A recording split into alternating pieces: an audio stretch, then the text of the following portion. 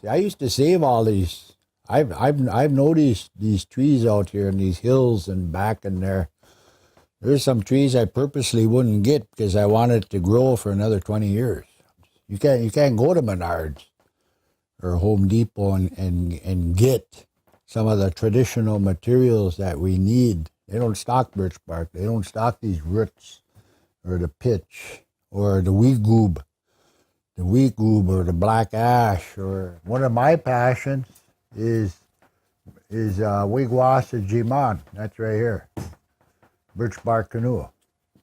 And what I mean about a passion in building these canoes, it keeps me connected to the earth. It keeps me connected to something that's real, meaning something that's alive, and everything in the canoe comes from the earth. Somebody asked me, how long does it take you to make a birch bark? How long does it take to make a birch bark canoe? And I tell them it takes 70 years. It takes 70 years to make this birch bark canoe, or maybe 50. I'll bring it down to about 50 years. It takes 50 years to make this birch bark canoe. The world that I see right now is changing. It's changing. Changing. When I was as old as him, I remember going out places in the woods. When I was old as Talon, 14, I have never seen a birch tree die. When I was old as Talon, never seen it. Go out in the woods and you could just see it that it was healthy. So since I was 14 to today, and I'm 58 today, I think. Maybe I'm 59, I just had a birthday, that's right. Since that time, I've noticed a tremendous change. When I had to go out and get this birch bark here for this particular canoe, I had to look at 1,000 trees.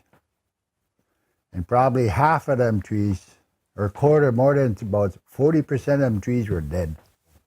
So one day I went out in the woods gathering birch bark, and I get so, you can just glance. You get so used to the woods and what you see, you can just glance if that tree is good or that one's good, just by the color, by what have you. So I seen this one tree look really nice, and I went right to it, and I started cutting. It wouldn't pop, and I looked up, and no leaves on it. Dead. That's 25 years ago. And I don't know what it was. Something just overcame me. I don't know what it was. So just like a emotion, or it just knocked me right on the ground. I started crying like a big baby. Grown man crying. I don't know what it was. I remember seeing raindrops right on the leaves. There'd be little marks on there sometimes. I remember seeing that in the woods. And part of that is mercury. Part of the reason why them trees are like that is pollution. Part of the reason why is, there's many things that we already know why things are changing. And a lot of that's from man-made. Here's my prediction. Birch bark canoe building is on the verge of extinction. This is on the verge of extinction. Birch trees are dying. They're dying. They're dying left and right. Here in Red Cliff, within the past, I'd say 1,000 trees a year are dying every year. 1,000 trees. I feel as though the change of the trees, like the trees dying, will affect us if we don't do anything about it. Because without like all the trees, all the birch trees, we wouldn't be able to make beautiful like canoes.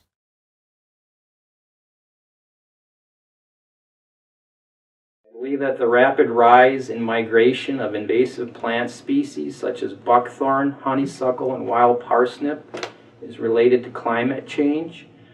Our boreal or northern forests, which are the species of balsam fir, black spruce, white spruce, quaking aspen, paper birch, are expected to decline and move further north into Canada.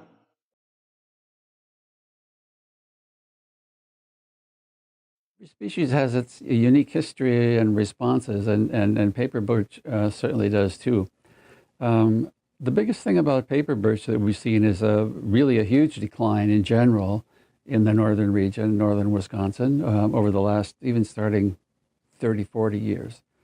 Basically, most of the extensive paper birch stands are a legacy of big fires, and those trees are now mature and have been mature for a while. So it hasn't been possible to really harvest them at a high enough rate, and so we're seeing a lot of those decline. So it's a combination of the age of the trees, periodic droughts, which possibly have been a little more frequent in the last few decades, and the fact that they're also, once they're weakened, there are other insects and diseases that also then have an opportunity to affect them. I don't know that acid rain is a particular problem at this time. It's relatively lower than it was some decades ago. Cumulatively, it still could have an effect because it does continue to add nitrogen to the soil, and that certainly has effects on nitrogen cycling. And paper birch could be particularly sensitive to that. If we're seeing unusual effects on leaves, of course, those kinds of things could be different kinds of diseases. It also could be ozone damage. That's another possibility. But it's the kind of thing you'd have to really look at the material to see what it is. Paper birch in general is a very light demanding species. It's paper birch and aspen are the two species that often seed into wide open areas after fire. And those are the kinds of conditions it needs. I think in relation to climate change, the strategies stay the same. You need to either clear areas, and you can sometimes grow it by coppice, which means if you cut larger trees, they'll resprout into multi-stem trees. Some of it can be managed that way. Sometimes those then are not as vigorous as original trees. So the strategy for paper birch is still, ideally, it's both clearing and fire to prepare open seedbed. And those are particularly challenging whether you have climate change or not. If we have more periods of warmer weather and therefore more dryness, that can become a problem with seedling establishment.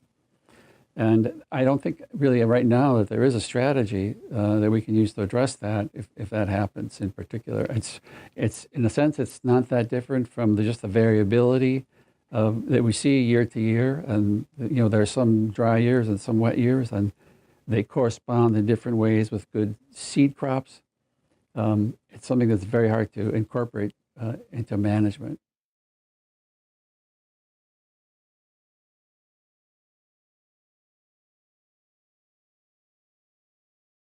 I went too long ago that that's the shortest goddamn sugar bush season I ever seen in my life. It was probably 5 6 years ago. 1 week, done. I remember we were out there and I was collecting sap in shorts. It was 80 degrees. And never short, just like that. Bam, done. Maybe we have to learn how to adapt. Or maybe learn how to maybe do different things. Like, for an example, sugar bushing. I've heard, I don't know for sure, but I've heard, because we got sugar maple, I heard that that red maple is more conducive to warmer climates. That's what I heard. Red maple is. Well, I like to know for sure, for so that we could still tap the trees and still do them things. But it ain't gonna be sugar maple because the climate's gonna affect the sugar maple, but maybe the red maple.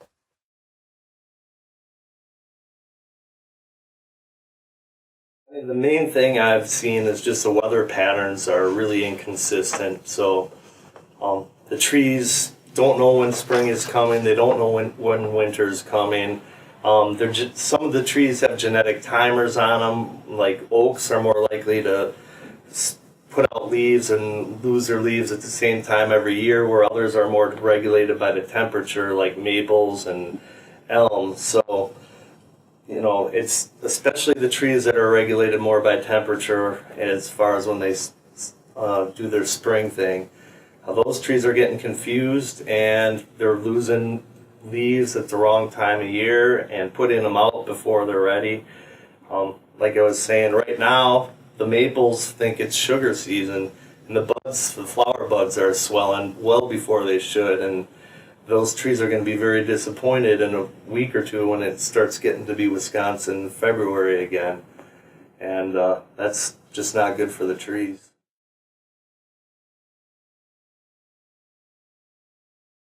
I can tell you that from my just doing maple syrup, from being a young child all the way through to my adulthood and where I'm at right now in my life, there's definitely been a change in climate. The best conditions for maple syrup, for sap to flow, is freezing temperatures at night and warming in excess of 40, 45, even 50 degrees during the day. So if you have that fluctuation of those temperatures, you get a better flow of the sap. So now, in the last 15 years, we've seen just a real flat line with regard to the temperature. It might hover around freezing, 30 degrees, and it might climb to 40 degrees or even 45 degrees, but it never gets down to the temperature where the sap really, really freezes down tight and then releases. And that's the best scenario for making maple syrup and collecting sap. So what we get is we get just a continual drip, drip, drip, drip. So like when I was young, we'd hear the cans going ping, ping, ping, ping, ping, ping, ping, ping, ping, ping, ping, ping. That's when you have a run. Ping, ping, ping, ping, ping. And we don't hear that anymore. It's drip, drip. And that's been that way. So like when I was young, we would collect sap in the morning and we'd collect sap in the afternoon. Now we just collect sap in the afternoon. And sometimes like we'll run out and we'll collect it maybe every other day, maybe sometimes 3 days. So that's really changed a lot. We got little sugar bushes all over. People tapping trees by their houses. 10 taps, You can make maple syrup. It's good. Education. Teaching the little kids. People down at that early childhood center going out making syrup. Programs that I used to work with, we did sugar bush. So other families, they start to realize that, hey, we can do this. We can do this and go out and do it and then enjoy doing it, and coming out with a finished product.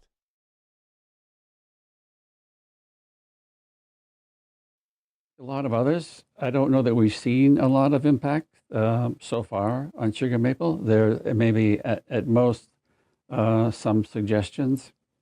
It's one of the most mesic species in the state. That is, it really likes moist conditions, but it doesn't like it too wet, kind of a Goldilocks species. And so it is one that can be sensitive to climate change and a more summer drought. Another possibility is what might happen with snow cover, because actually it's possible that we could end up with less snow cover or really variable weather, that we have melting in the summer, maybe lose our snow cover in some places where we don't typically. And then if there's cold weather again without that protection, the fine roots of sugar maple can be sensitive actually to freezing, which is kind of surprising because We think of it as a northern tree often, although it's all over the state. But in fact, that is something that it's sensitive to, and it's something that we have to keep an eye on, I guess, if we start to have that kind of variability in the future. With sugar maple, for example, unlike the paper birch and the black ash that we talked about, it's very much a shade tolerant species. So it grows in very different conditions, and it needs the protection of, it does better with the protection of some shade rather than being in the open. So sugar maple could be particularly sensitive in the future to stands that maybe the way we harvest them now, historically we've opened the canopy to a certain percentage, and that successfully reproduces sugar maple. That may become a narrower window. If we have drier conditions, we may not be able to open the canopy as much in that harvesting as we have in the past. So that's something that's just speculative. It's a possibility that seems logical that it might occur. So it's the kind of thing that managers could look for, I guess, and it's the kind of thing that managers might experiment with. The other idea is the assisted migration, where we might look for sugar maple that occur quite a bit further south, where we think genetically they're better adapted to warmer conditions, and we might try to move that genetic material in planting further north. But that's risky too, because like I said, the kinds of stresses that we might see with climate change might not be simply that it's warmer, but it might be that we have this problem of losing snow cover and freezing roots in the winter. And so if we bring more southern genetic material further north, they're going to be more sensitive to that kind of winter damage. So it isn't clear that that's the simple solution that would necessarily work in this condition. And I think sugar maple is a good example then of why we need to be cautious. It's not just so simply that it's going to get warmer, so if we move trees that are growing further south, that will solve the problem. Red maple, again, is its own special case. It's extremely abundant. It's abundant across the state. It's very abundant in the north on dry sites, but it's what we call bimodal. It also occurs in lowland, swampy areas with black ash. And it's also very abundant in the north and very abundant in southern Wisconsin. And it's really increasing a lot in southern Wisconsin. It's invading oak woods, for example, where there's been less fire. Right now, it's maybe decreasing somewhat in northern Wisconsin as a lot of hardwood stands undergo succession and they move more towards sugar maple, for example. But if we look at what our modeling suggests is that red maple really may be a big winner if we start having, for example, more disturbance in the north, maybe more wind, maybe possibly even more fire. That would encourage red maple. And it seems like it does fine in dry conditions as well. If we look at how well it's doing in the southern part of the state, for example. So red maple could be actually a big winner with climate change, and that's not necessarily what everybody wants. They don't really want such a single big winner. Management strategies are what we would use, and what we do use for sort of intermediate shade-tolerant species. It likes more openness, more sun than sugar maple, for example, but it can invade under other kinds of species. It can invade under paper birch or aspen, for example. And generally, we don't have a problem regenerating red maple. It's more often the other kind of problem, is that we have too much red maple in a lot of situations, both in the north and in the south. But in general, because it seems so flexible, there aren't specific strategies, I don't think, in relation to climate change for red maple.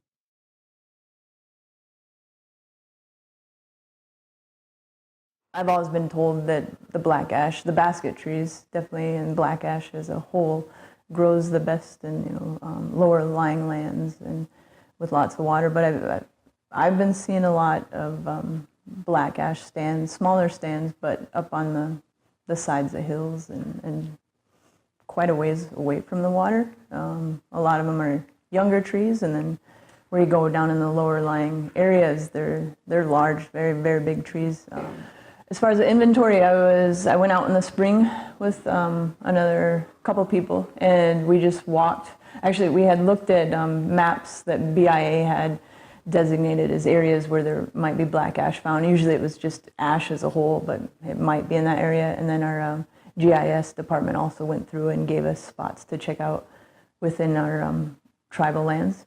And so after that, we just went out in the woods and walked through all these stands, or hopefully black ash stands, trying to find basket trees. And usually, as far as a basket tree goes, probably 1 in 10 black ash trees are good for baskets. So basket makers are pretty particular on which trees they choose. And I mean, right off the bat, you want a straight tree. I was always told to cut about a 7 to 8 foot log, and then about, I don't know, 6 to 8 inches in diameter, no knots and whatnot, that at least you could hopefully see on the outside. But they used to take hatchets and cut wedges right out of these trees to look at the rings, because it's the rings that make the baskets. And so it is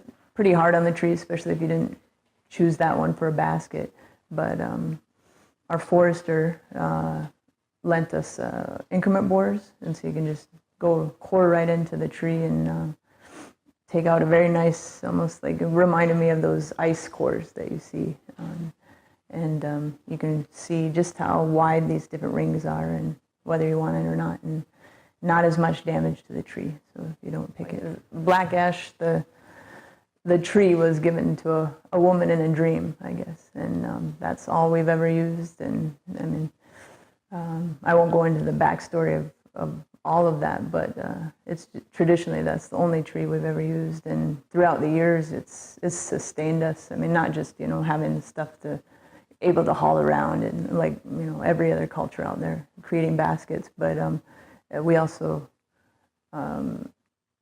people set up basket stands, or they my choka always, he tells a story about they might have a car payment coming up, and so the family would get together and go all night long, just like a factory line of putting these baskets together, and he'd weave them, and his brother and sisters, and they'd weave them, and then his mom would sort it out and mold it correctly, and they just keep going around until they had all these baskets to take down to Milwaukee or Chicago, and they'd pay off their car payments just like that, doing that. But there was a lot of families all over the place that would set up along the road basket stands, and that's how they made their money. Attended a conference, basket making workshop that Kelly Church out in Michigan put on quite a few years ago, and she brought in scientists, and actually one of the women there was in the group that first discovered the emerald ash borer in Michigan there. And so they spoke, and we've got the basket makers from that area talking about it, as well as the scientists and whatnot that are a big part of it. But when they said that at 80 million trees, dead trees, they had stopped counting, it hit pretty hard, and that was quite a few years ago. She came up this last year to talk too, and basically said they have to go extremely far north to find trees if they're going to find those, and some other drastic, things they've had to do to find basket trees for themselves. But as far as my own, what I've seen and whatnot, I know it was out there after that conference and how threatening it was, but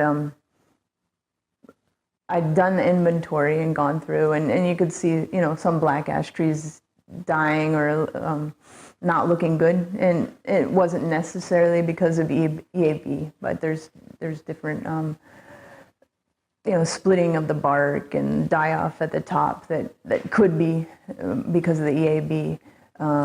But it wasn't until after that inventory was done, and I'd kind of gone back and just walk through the woods by myself, or not necessarily looking at the basket trees. But in one area, you could look, and this was when we inventoried, and we didn't find any basket trees, but there's a lot of black ash there, and you could look over quite a bit of the property and pick out the black ash trees because their trunks were pretty much orange from the woodpeckers and birds going after the bugs inside. Right now, the bug does in the wintertime, it can only take so much cold weather. And so a lot of the forest black ash up north, far north, is relatively safe, I guess. But with that climate change and, getting warmer and warmer, it's up in the air, I guess. Not who knows when, but, in the future, near future maybe. So it's, when the black ash dies off in this area, that's kind of could be a fallback for us to still find and keep that cultural tradition alive. But with the climate change, that could be gone as well.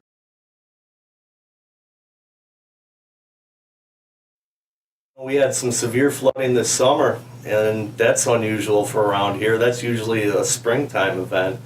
We had a very moist summer this year, and for some species that's going to lead to more fungal infections, especially leaf problems. The leaves never really dry out, and that gives fungal infections a chance to take hold and to thrive. So when it's too moist, you'd think that trees would love that, but if it doesn't dry out on a regular basis, then fungus, and that's the main killer of trees. Animals don't like bacteria, but trees, their biggest threat is fungus. So extremely wet weather, not good for the trees. Emerald ash borer just hit, it just hit Jackson County about 2 years ago.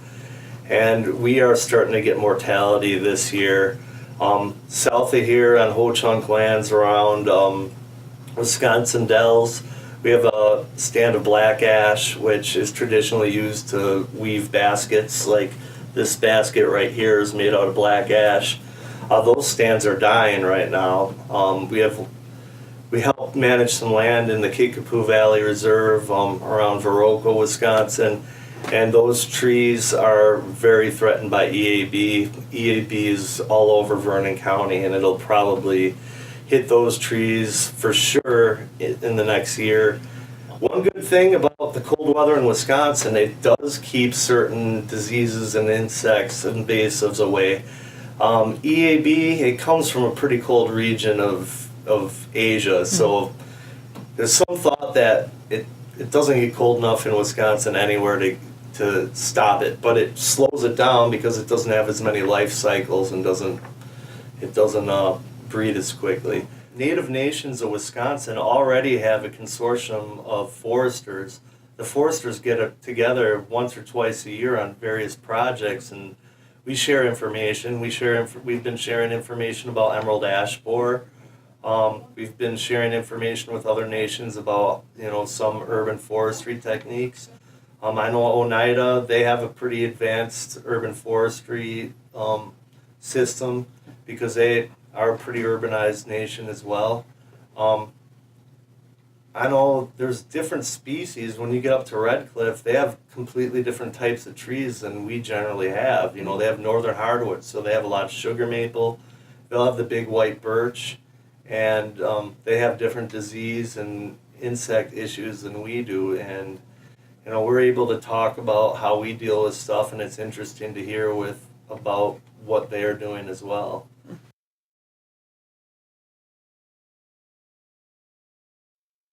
Specific climate change impacts on black ash so far are kind of hard to attribute. Black ash has had a number of severe, what foresters call declines in the last 20 years, and it isn't clear what the cause of those is. That could have been drought episodes, for example, something like that. So specifically of ash so far, I don't think we're seeing it yet, but it is a more northern species, so it would be one that we would be concerned about in the future. Management strategies for black ash are really going to be challenging. It's It's a forest wetland species. It grows where it's wet. And so those are difficult systems to manage, especially if we might be facing warmer, drier climate at the same time. The best things would be to encourage or discourage what might be competing species. That would be maybe the safest thing we could do. For example, things like balsam fir or red maple in particular, and those kinds of systems. I think we're going to learn more, actually, in the next few years. Campus, we have a lot of native ash trees, and those are being cut down, or you see them tagged to be cut down, or you see that on our street trees as well. But we have a few Eurasian ash on campus, and those are the ones that I see they're not declining. Because they're the ones that are adapted to the emerald ash borer that came from Asia. So that's, I think, a good example of how it complicates what we do in the future.